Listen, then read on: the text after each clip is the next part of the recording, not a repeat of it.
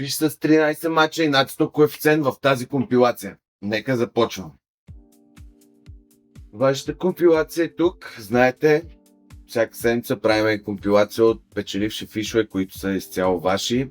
Секцията ни в Discord ще бъде закачена отдолу в описанието. Като днес започваме с човек, който участва, мисля, че във всички компилации до сега. Наш приятел Христ22, като отново е заложил на сингъл. Кайрат срещу Левски, победа за Левски на 2,65 коефициент, като печалбичката му е 265 кинта. Крал Христ, добре си се справя отново. С пожелание да те видя и в следващата компилация. Тук се включва и амбагата срещу наш приятел. Благодарим ти за фишчето. Доста дълго фишче, 11-кратни, като сега ще ви ги покажа.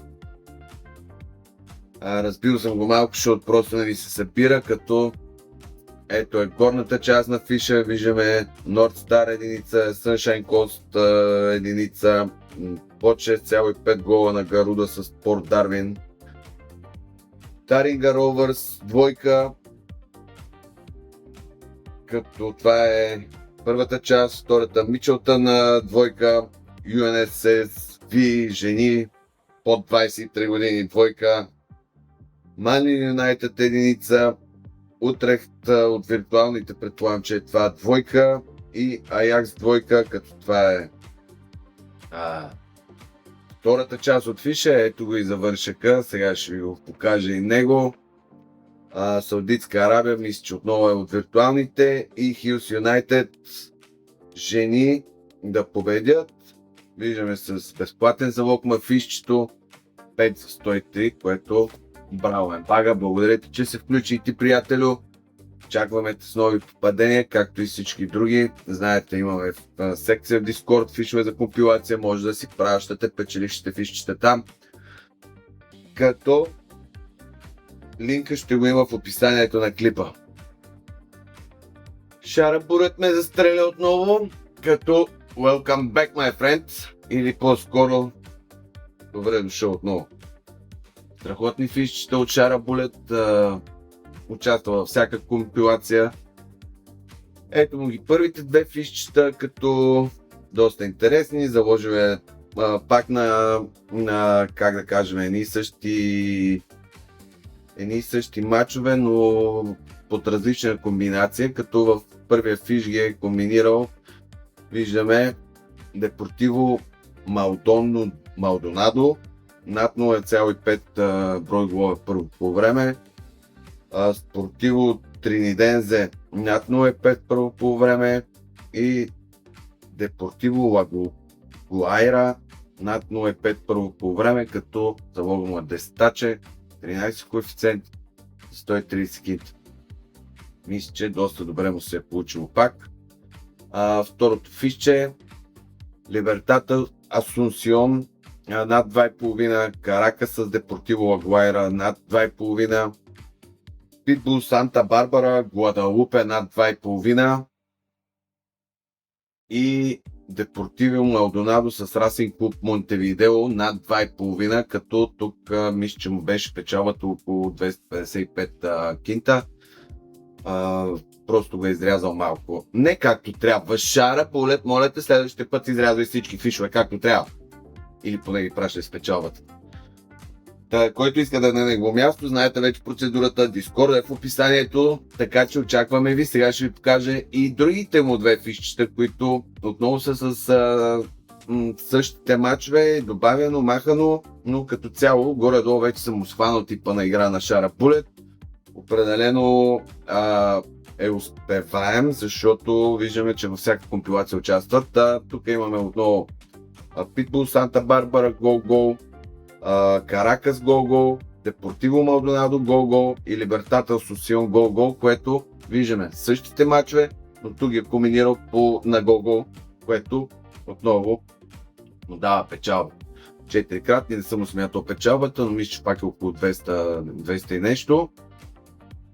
Третото фишче, виждаме отново четвъртото фишче, прощайте. Отново виждаме комбинацията от тези мачове, но тук ги имаме на първо по време, като Депортиво Малдонадо над гол и половина първо по време печеливш, Либертата с Лусион над гол и половина по време печеливш и Каракас отново над гол и половина първо по време и отново печеливш. 34 коефициент. Мисля, че още една хубава печалба. Шара Булет, аплодисменти, братко. Really good job. I like it.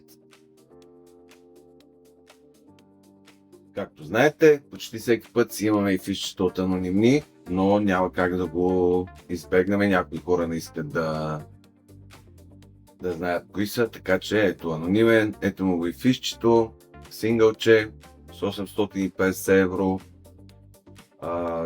Гайс Гьотеборг Хамърби, първо по време единица за Гайс, като печалбата му е 2584 евро. Благодарим ти, господин анонимен. Надяваме се рано или късно да се престрашиш и вече да не си анонимен, а ние продължаваме напред. Ето и едно ново попълнение в компилацията. Батмонка с един страхотен бетбилдър, или поне на мен адски много ми харесва. Рискуваме, спечелиме. Но да го видиме, ето го и бетбилдърчето, виждаме, играл е Спартак Варна над гол и половина, да вкарат над гол и половина. Първо по време над под общо голове Ботев над 2,5, картони под 4,5 и корнери под 9,5. Като виждаме 100 коефициент, безплатен залог отново, 990 кинта от джоба. You're the man. You are the man. Браво на Батмонка. Очакваме те с нови попадения. Силно се надявам скоро да те видим пак. Продължаваме напред. И ако не ме убиете с имена на отбори, ще ме убиете с вашите никнеймовете. Да. Човека е Коткомял Мечо, като това му е фишчето. Сега ще го разгледаме. Първият матч Санта Клара 1 Хикс с Национал Мадейра. Излиза му Гимнастия Жужуи с Тристан Суарес. Хикс 2. 0-2 матча. Излиза му едно бетбилдърче на Плимут с Екзитър. Плимут да победи и под 4,5 картона. Още едно бетбилдърче. Ботев да спечели и първо по време под 4,5 корнера. Следващия му матч е Сириус да победи, като му е печелиш с ранно изплащане, виждаме иначе 2-2 и РФС с Грубинас единица 6 на 1 печеливш, като виждаме тук е малко по-малък залога, но понеже са доста мачовете, реших да го включа в компилацията. Кокомял Мечо! Благодарим ти за фишчето и надяваме се скоро пак да влезнеш в компилацията. И още едно ново попълнение в компилацията. Надяваме се да не си за последен път. Благодарим за фишчето. Ето го и него. Изпратено ни е от win. Като това са му двете фишчета. Аргентинос да си победят на 2,24 коефициент, като си му излиза. Залога е 44, както виждаме. И още едно ЦСКА да си победи срещу Септември и Лудогорец срещу Черно море, като пак ме излиза с 10 кинта 30, обща печалба около 120. Браво! Казвам, дано на тия последен фиш, очакваме те отново и ние преминаваме към последните фишчета за днес. Дойде време и за последните две фишчета, като и двете са от анонимни участници, но както казах вече, не мога да ги задължиме. Все пак благодарим за това, че ни предоставяте материали за клиповете. Както знаете, това е компилацията вашите фишове от анонимен, а вие може да участвате, като влезнете през линка в описанието в Discord. Това му е фишчето, 9-кратни, като почваме Бешикташ единица, Викингур Тюн под 7,5 гола, Сент Гален да си вземат матча, Сион с Нова да си вземат, Сион да си победят, Дьор с Рига Хикс, двата отбора да отбележат Гент и ФК Гьотеборг, Шелбърн с Аякс над 2,5, и Хайдук Сплит с Жалгирис над 2,5, като последния му матч е едно бет билдърче. Игнатия с Шамрок Ровърс, гол и Игнатия да пият, те се бият, макар че тук не му излиза. Мисля, че 5-1 беше матча, ако не се лъжа. 105 коефициент, виждаме с петаче 526. Браво, благодаря ти още веднъж за фишчето. Който иска да участва, цъкате линка и идвате на това място. Сега минаваме и към последният фиш. Ето го и обещаем фиш с 13-кратни.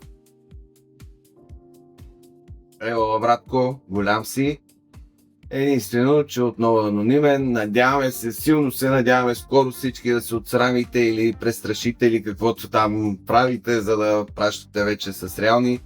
Но да, разбил съм ви го на 3, защото е доста дълъг фиша, като имаме 13-кратни на гол или над 2,5, като това са Университет Крайова, Хайдук Сплит, Егная Прогожине,